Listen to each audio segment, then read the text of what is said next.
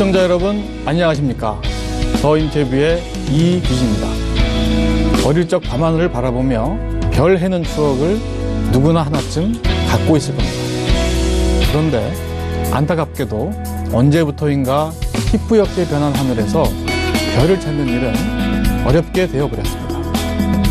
시대가 빠르게 변하면서 우리가 미처 챙기지 못한 것이 바로 저 하늘, 즉 환경이 아닐까요? 오늘 이규진의 더 인터뷰에서는 자연과 인간의 조화로운 공존에 대해 한 발 더 빠르게 고민한 사람들의 이야기를 담아봤습니다.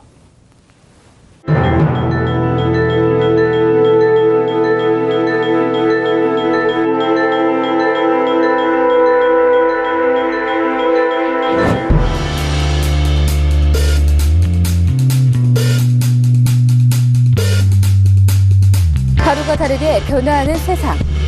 새로운 변화의 물결이 다가오고 있다. 이제는 거스를 수 없는 대세의 물결. 누구는 그것을 제4의 물결 또는 4차 산업혁명이라 부른다.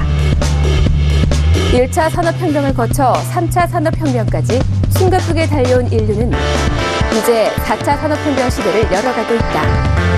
빅데이터, AI 인공지능, 공유경제, 자율주행 자동차, 스마트 시티, 사물 인터넷 등이 4차 산업의 핵심 키워드. 특히 보다 복잡해지고 다변화한 세상에 산업 패러다임의 변화가 화두다. 이런 트렌드에 맞춰 스마트 시티로 거듭나는 곳이 있다. 바로 전기차 친환경 특화단지로 이제 막 첫걸음을 떼는 쥐벨리다. 쥐벨리가 과거의 굴뚝산업에서 현재는 정보통신 IT 분야를 비롯해서 바이오 쪽 그리고 기계 제조업 등등이 입주해 있습니다. 동종 업종의 기업들이 모여 있음으로 해서 서로 협업이 가능하다. 이를 통해서 일개 기업이 할 수 있는 부분보다 많은 기업들이 합쳐서 더 커다란 가치와 또한 그 시장 점유를 해나갈 수 있을 것으로 보고 있습니다. 제조업을 이끌던 국가산업단지에서 디지털 산업단지로의 변화에 성공한 쥐벨리가 다음으로 주목하고 있는 것은 바로 스마트 그린시티. 기술의 비약적 발전으로 주행 거리를 늘리며 미래 자동차 시장을 주도할 친환경 고효율의 전기 자동차. 그리고 물건을 소유하던 시대에서 서로에게 대여해주고 차용하며 경제 활동의 효율을 높인 개념 공유경제의 카쉐어링. 이 두 가지를 합쳐 쥐벨리 전기차 친환경 특화지구 사업을 이끌어 나가고 있다. 쥐벨리 전기차 특화지구의 모티브는 바로 프랑스 파리. 세계 문화예술의 중심지로 꼽히는 도시 파리는 지난 2011년 12월 5일 친환경 전기차 쉐어링 서비스 오토리브를 공식 출범시켰다. 시행 6년이 지난 오늘날도 주차난, 대기오염, 교통혼잡 3마리 토끼를 한 번에 잡은 교통혁명 오토리브를 파리 시민들은 환영한다. 저탄소가 돈이 되고 환경이 경쟁력이 되는 시대. 전기차 친환경 특화단지를 위해 불철주야 뛰어다니는 사람이 있다. 쥐벨리 전기차 친환경 특화단지 조성 민관합동추진단 최선 단장.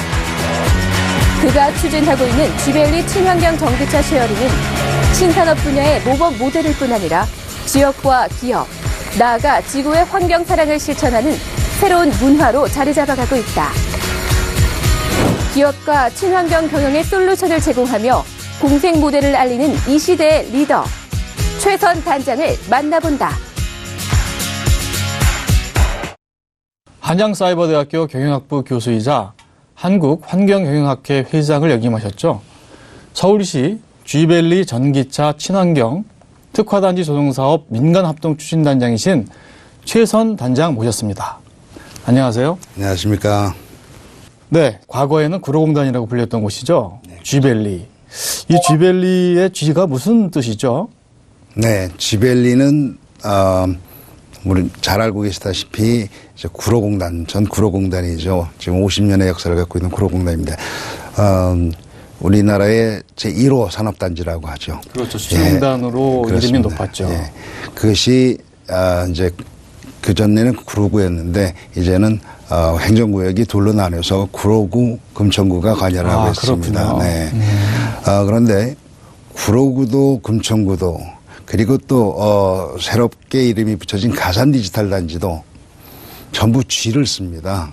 네. 이니셜을 영문 이니셜을 G를 쓰다 보니까 거기서 나온 G하고 서울 디지털 산업단지로 1997년에 변경이 되면서 이제는 그 실리콘밸리를 능가하는 그런 그 벤처단지로 좀 육성하자라는 이렇게 좀 의지를 가지고 키워보자 해서 G밸리가 됐고 네. 정확한 명칭은 서울 디지털 산업단지고요. 네. G밸리는 저희들의 애칭이라고 보시면 되겠습니다. 네. 제가 현장 취재 기자를 하면서 네. 구로공단을 자주 다녔는데요. 네. 그때 기억이 새롭습니다. 그렇습니다. 그 아파트형 공장들이 고층 빌딩들이 이제 계속 들어오고요. 그러면서 IT 네. 이런 첨단 그 전자업종 기업들이 이제 많이 입주를 했고 그렇게 해서 이제 구로공단이 과거에 이제 섬유 뭐 이런 경공업 이런 그 위주의 공단에서 첨단 산업 단지로 이렇게 변모를 했었죠. 예. 그런 과정에서 난개발 문제도 있고 그랬군요. 그렇죠. 지금 백사기라고 한다면 보셔서 알겠지만 아주 오밀조밀하게 옹기종기 모여 있습니다. 네. 특히 교통 문제는 지금 거기에 입주해 있는 기업이 10,000개 기업 정도 되고요. 네.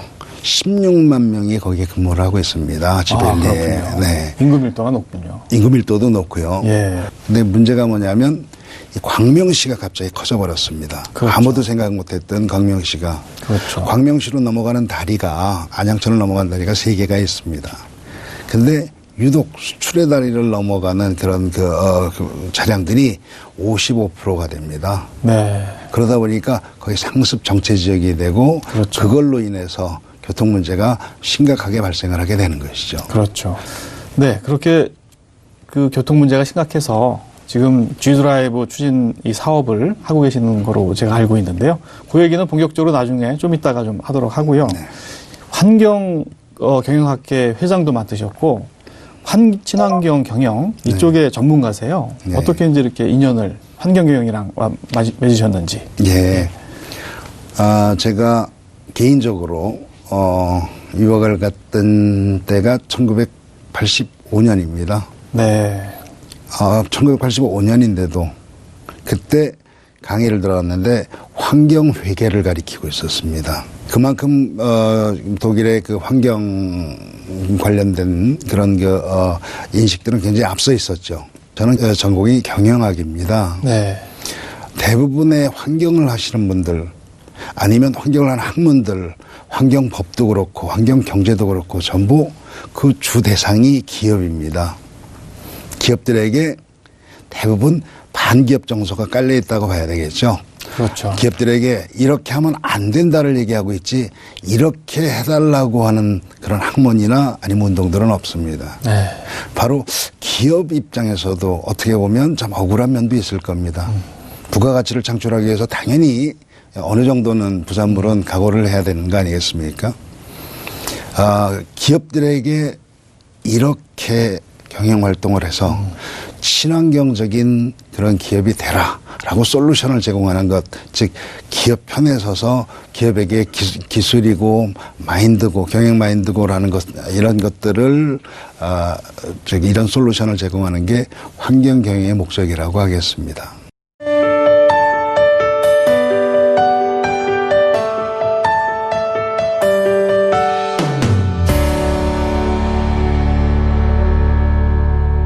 네, G드라이브 사업 맡고 계신데요. G드라이브 사업이 무엇인가요?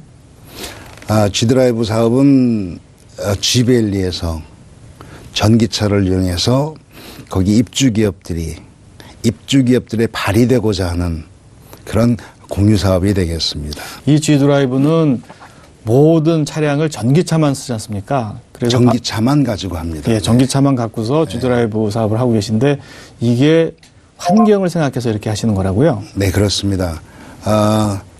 전기차는 잘 아시다시피 물론 에너지를 안 쓰진 않습니다. 전기라는 에너지를 쓰긴 하지만 CO2 배출량에서 많게는 3분의 1 적게는 3분의 2 정도까지 줄일 수 있는 CO2를 줄일 수 있는 것으로 이제 나와 있습니다.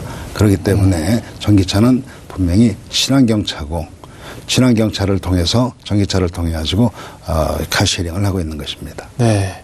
아까 구로공단 그러니까 수출의 다리가 유명한 그 다리인데요. 거기에 교통체증이 보통 심한 게 아니다. 왜냐하면 100여 개가 넘는 그런 그 아파트 공장. 지금은 이제 첨단시센터로 불리는데 거기에 뭐 고층 빌딩에 뭐 16만 명이나 이제 근무하고 있고요.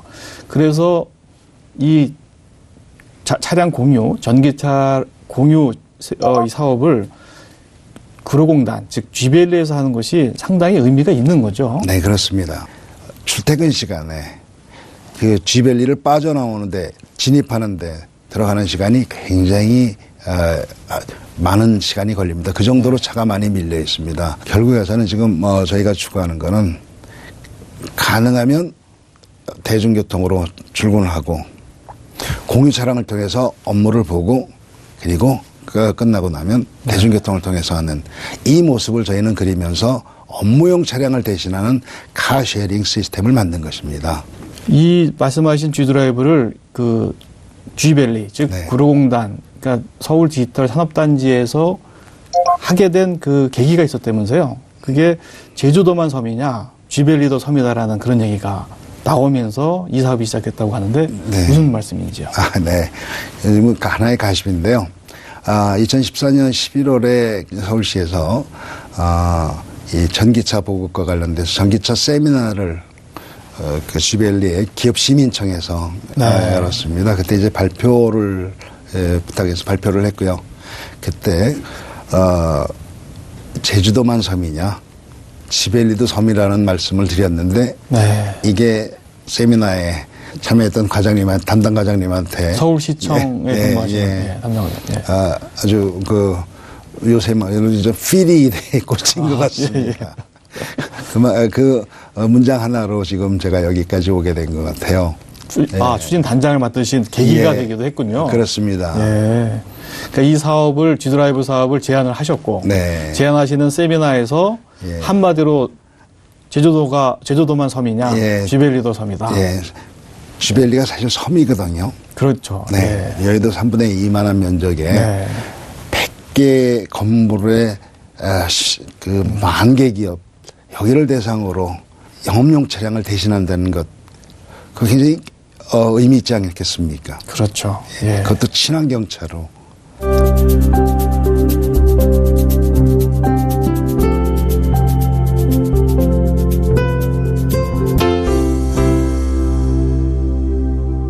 프랑스 파리의 오토립은 대부분 일반 시민들을 대상으로 하고 있습니다.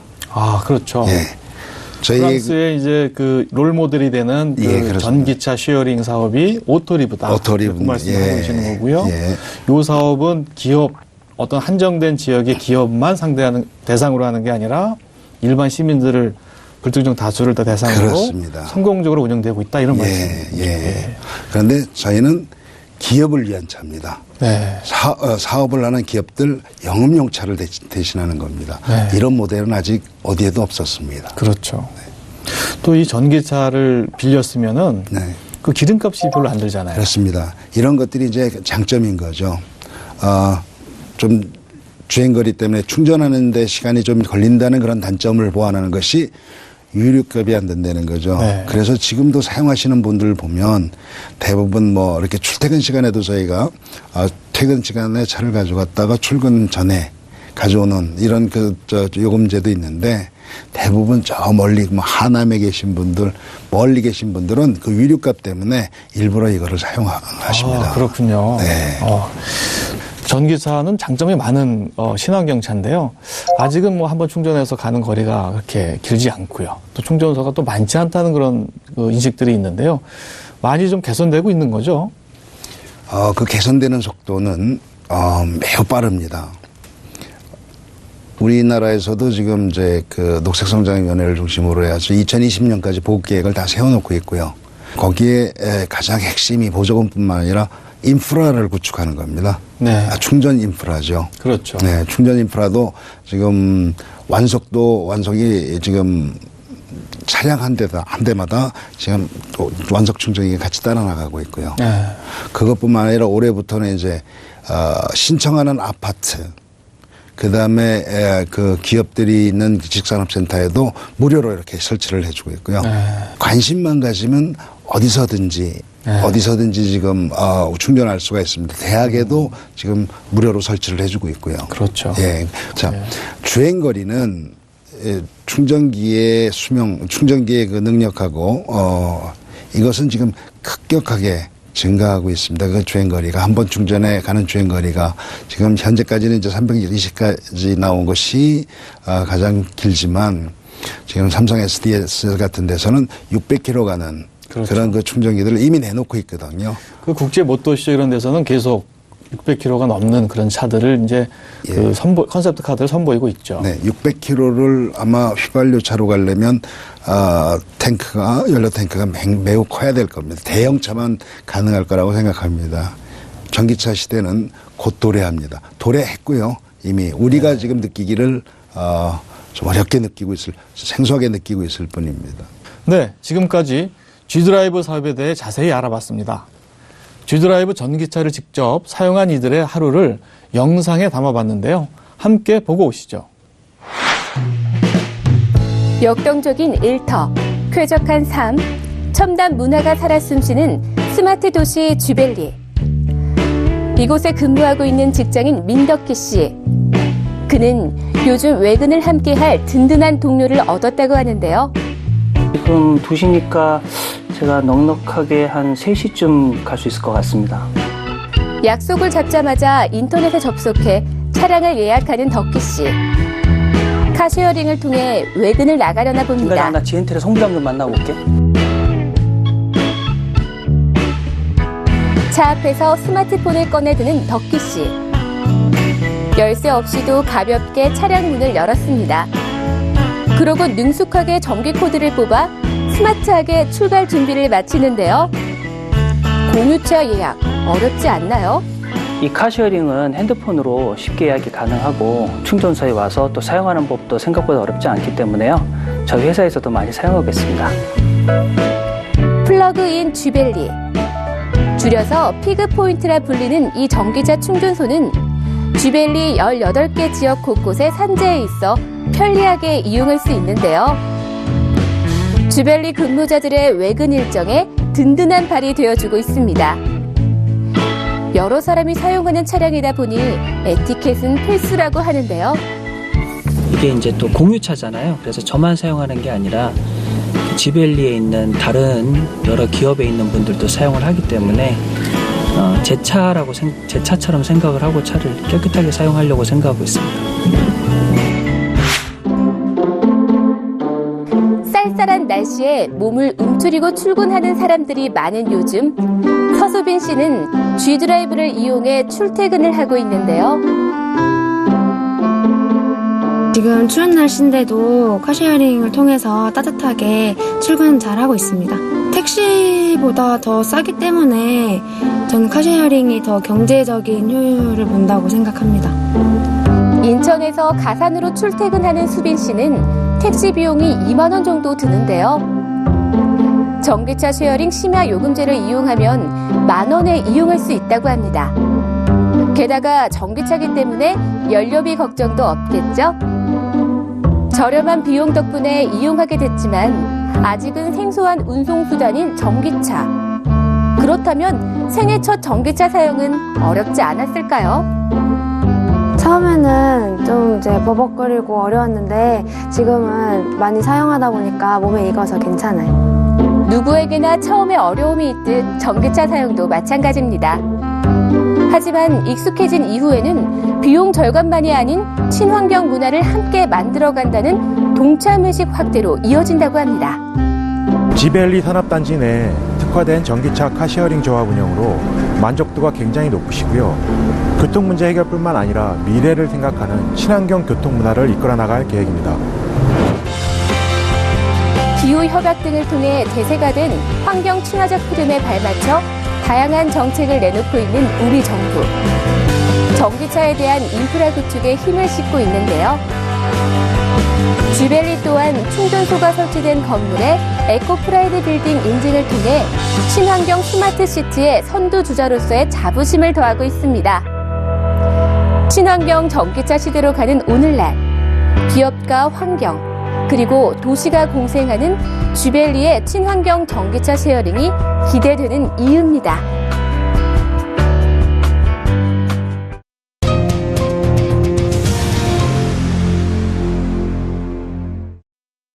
앞으로 이 G드라이브 카시어링 사업 어떤 계획을 갖고 계신지요? 계획보다 저희가 넘어야 될 산들이 좀 있습니다. 네. 첫 번째는 아까도 말씀드렸는데 공익사업 차원에서 출범을 했고요. 하지만 수익성이 담보가 되지 않으면 아무리 좋은 그런 취지의 공익사업이라고 해도 지속할 수가 없기 때문에 저희가 차량을 넓혀야 됩니다. 올해는 저희가 목표를 G밸리 20%를 타겟으로 했습니다. 즉 100개 건물 중에서 20개 건물에 차량을 배치를 하고요. 네. 그다음에 만개 기업이지만 우리가 외근을 많이 나가는 영업을 많이 하는 기업들을 한 4,000개 정도 보고 있거든요. 네. 4,000개 기업 중에서 20%는 800개 회원을 확보를 하고 네. 이런 목표를 세우고 이제 차량도 올해는 그래서 작년에 세워둔 목표는 일단 어느 정도 저희가 달성을 했습니다. 현재 전기차 대수가 50대 정도인가요? 50대입니다. 네. 그러면 올해는 어느 정도? 올해는 지금 한 300대까지 생각을 하고 있고요. 300대. 이게 예. 수익성 있게 돌아가려면 한 800대 정도는 800대에서 1000대를 네. 보고 있습니다. 가장 최적의 저희 차량 보유수는 역시 1000대에서 1500대가 되면은 1500대까지 네. 늘어나면 더 네. 좋군요. 네, 그렇습니다. 네. 그러면 전기차만 보이게 될 겁니다. 네. 그게 바로 특화단지라는 의미 아니겠습니까? 그렇군요. 예.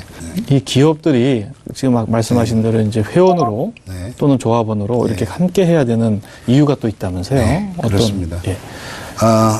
지금 이 시대에는 우리 기업들에게 요구되고 있는 것이 물론 수익성의 원칙, 이윤극대화 등등도 하지만 지금 경영학에서 주문하고 있는 것이 사회적 책임입니다. 기업의 사회적 책임, 네. 우리 CSR이라고 그러죠. 네. 사회적 책임을 다하는 것은 작은 곳부터입니다. 꼭 사회공헌을 의미하는 건 아니고요. 사회공헌도 필요하지만 이해관계자 중에서 가장 중요한 이해관계자는 여태까지는 소비자, 주주 이랬지만 지금은 이제 지구입니다.